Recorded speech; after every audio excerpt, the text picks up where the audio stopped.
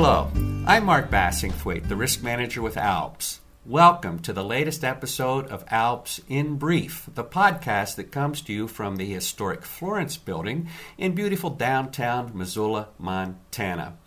I am excited to be able to introduce today our guest, Andrea Canfield, who works with Stoel Rives at the Anchorage location.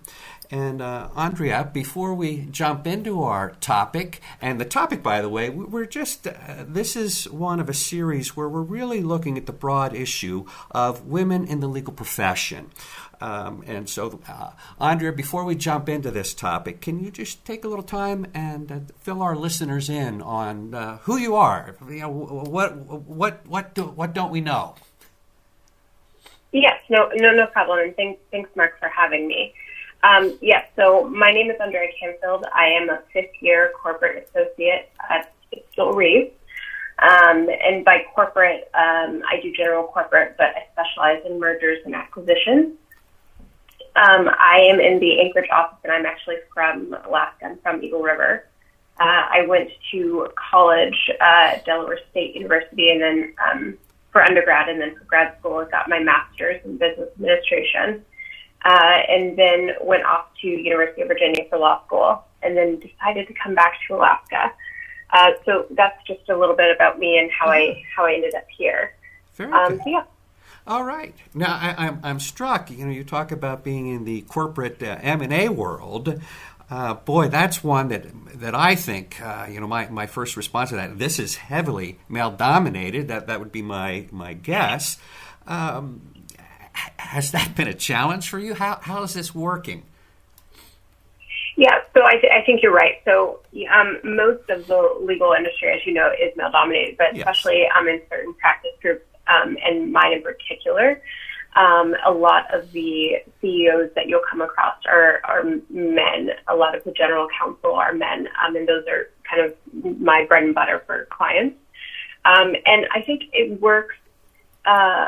I think it works out in just, it's a benefit and also kind of a burden. The benefit being that you stand out a little bit more, which means your work product stands out a little bit more. You make a little bit more of a splash when you enter a room, and that's just because you may be the only woman in the room. Right. So I found that to be a benefit and something that really has helped me progress my career and also just to save time in front of clients. The burden, I think, is the fact there's sometimes a disconnect between what it really means to be in the legal profession and be a female, especially if you have children or especially if you have other interests outside that kind of coincide with just the regular ideal of going to get a beer after work. So that's been a bit challenging, but I think navigating it has been fun as well. So. And how does this, I guess, impact the partnership track? Is being a woman in this setting, does that create its own challenges? Yes, I think so. And I think that this is just general across the board in all practice groups. But if you're on the partnership track, which is what I am on, you want to have advocators or those that are willing to speak for you on your behalf and really make sure that you enter the partnership kind of hit the ground running. And I think it's hard to find female advocates because there just aren't very many of them. Right. So you're kind of left with being in a male-dominated industry or practice group, which I am in, and then also kind of being in a male-dominated pool of mentors. So you kind of get it on both ends, just being surrounded by men. And I think that it impacts kind of, if you're not comfortable in that sphere, it kind of impacts the amount of contact you can have with your mentors and with those who are going to advocate for you when you go up for partnership. But I think it's limited. I think we need to take a step forward and start embracing and kind of leaning into the fact that we do have male counterparts who are willing to speak up for us and take advantage of that. So if I were a woman and stepping into my first firm as an associate, what advice would you have in terms of trying to establish this advocate-mentor relationship. Do you have any thoughts about that? Yeah, yes, I do.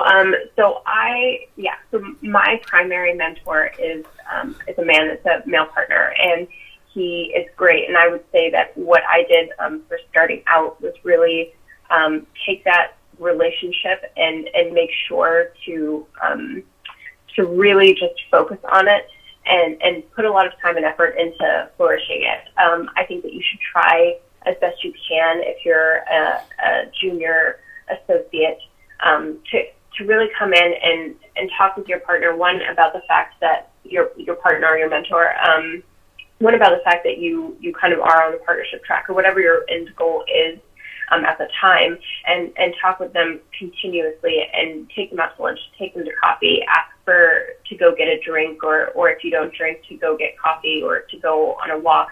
I think that us women should take those relationships and not only take it as this male mentor is going to look at my career and kind of put me on that path, but they also need to know you.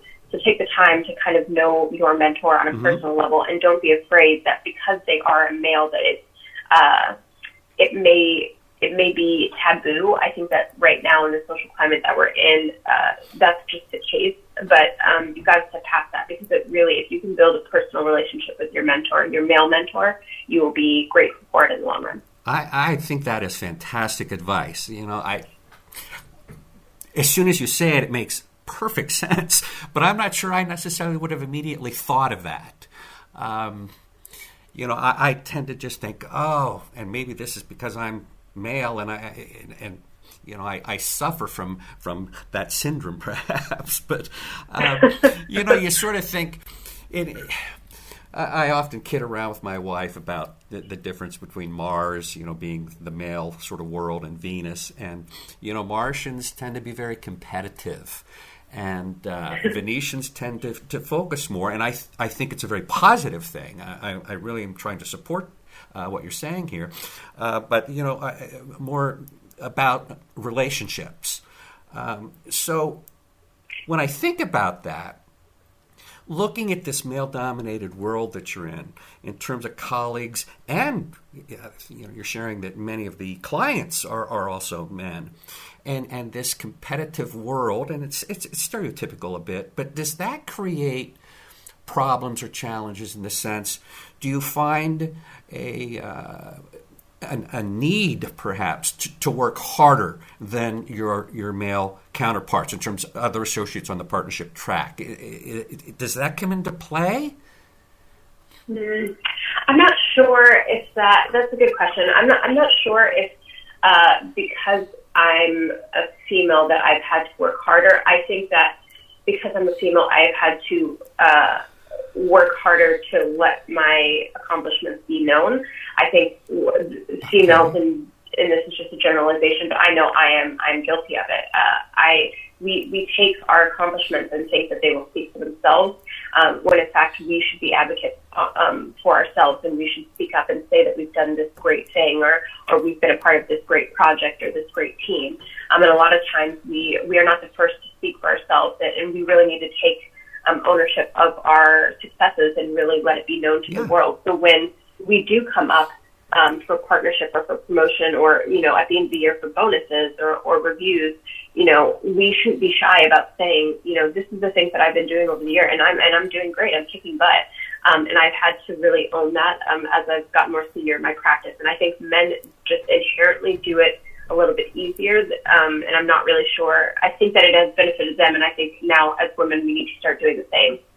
I like that. Yeah. Can you talk to me a little bit about the challenges of building a practice as a woman in this male-dominated world? How do you, what's your future long-term goal with your practice, and how are you trying to get there? What steps are you taking? So like I said, I'm on the partnership track. My goal is to be a corporate partner specializing in M&A. And that means that I will have a lot of general counsel, a lot of CEOs, and kind of executives as my clients. And I think right now I'm starting to do business development and really focus on that. And I found that a lot of the things I did early on in my practice have really helped. First, being really responsive and being responsive kind of from the beginning as far as how I want to create my practice. So if I'm okay with working weekends or having soft vacations, that's what I call it, soft vacations, where I'm available for clients, then I need to make that known, because that's an added value to clients that may separate me from others. So I think that if you're building your practice and looking to kind of make your mark in a male-dominated industry or practice group, I think circle your practice around your strengths and really hone in on those from the beginning. I like to be available to my clients at all times, and I do carve out times for myself. So and we can speak on that later, but that's how I'm able to kind of build a value brand, a value add to my clients. I will be the person that you can call on a Friday evening, and I'll be responsive and get something to you within reasonable time. Okay. So that's one aspect of it. Again, thinking about someone just starting out at the beginning of where you have come from, are there any mistakes, lessons, things that you might share? Would you have changed anything? Oh my goodness, there's so many mistakes. The number of mistakes, yes. So there's so much. Yes. So I would say if you're starting out, the one thing that I wish I would have done differently is I think as lawyers, we're all kind of detail-oriented, but take that to the next level and be detail-oriented, and then ask questions that go a step beyond the details. That will increase your knowledge, and that will also help you look at the big picture. So if a partner or a client gives you a document to review, that's standard, first year stuff. Yeah, review that document, but ask questions if something doesn't seem right, if things really aren't adding up, or if there's inconsistencies that you see. I think that if I started to do that a little bit later in my first and second year, but if I would have done that from the beginning, I just think that there could have been a lot of mistakes that I could have avoided. Okay. All right. You've talked here a bit about being available quite a bit. And this is not a light practice that you have. I mean, there's a lot of hours being devoted to this, and you recently shared with me that you've recently had a baby. Congratulations, by the way. Thank you. It's exciting. I'm at the other end. We have 5 kids, but empty nesters now, and really enjoying life in a different way.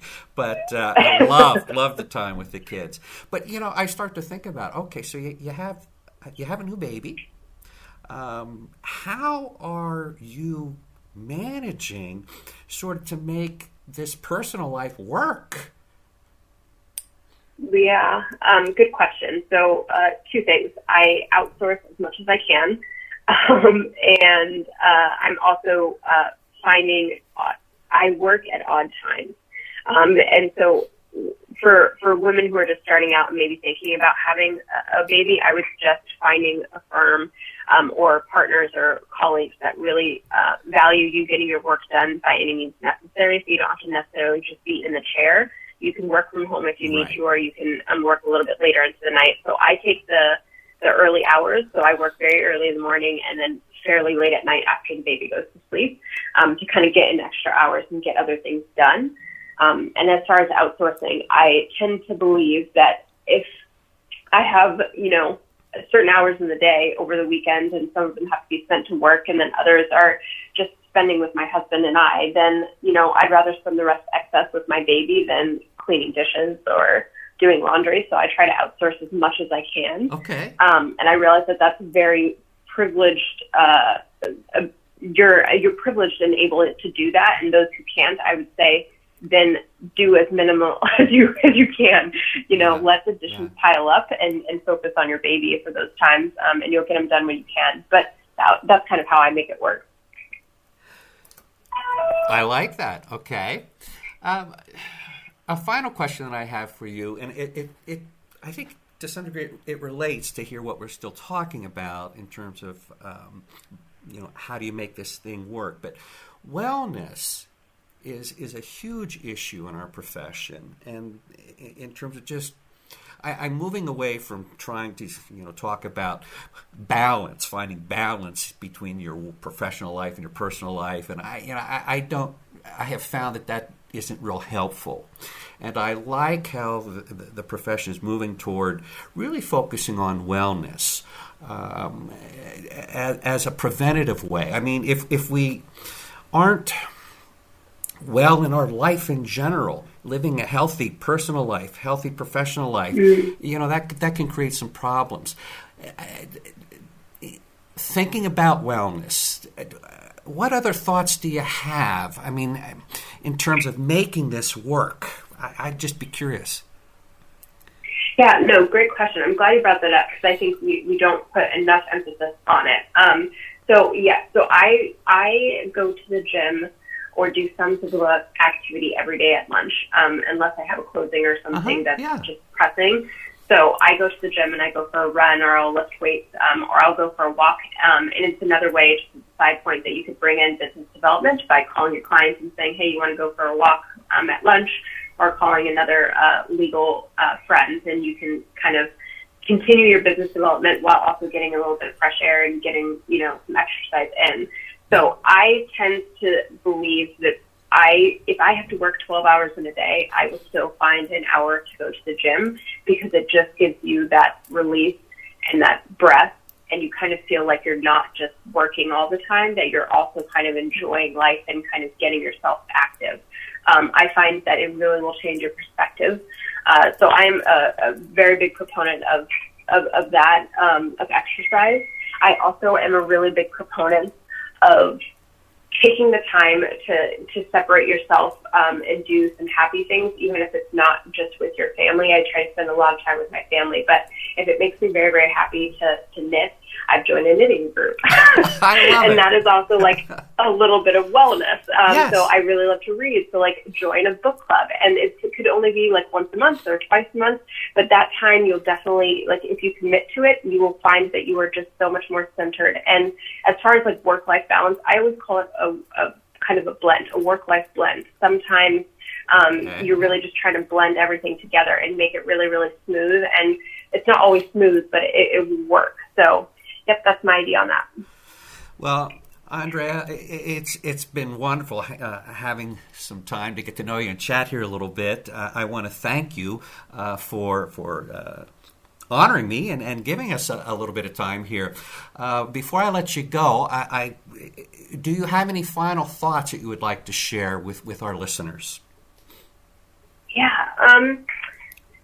So my one, hopefully inspiration for all those women who are either entering into the legal profession or kind of in it and trying to find their way, I would say be very, very open and honest with your kind of community, your tribe, your village around you, and let them kind of help you, bounce off ideas as far as business development or, your mentor relationship. Let them know that you're kind of what your goals are, and others will help you. And I've tended to seeing the most success in my career by letting others in and really helping them to help me. So that's my one tip for all those women out there. Well said. I appreciate that.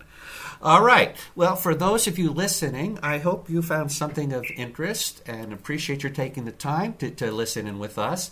As always, if you have other topics of interest or other folks you'd like to hear from, please let me know, and we'll certainly do what we can to make it happen. You may reach me at mbass@alpsnet.com. Again, folks, thanks for listening. Bye-bye.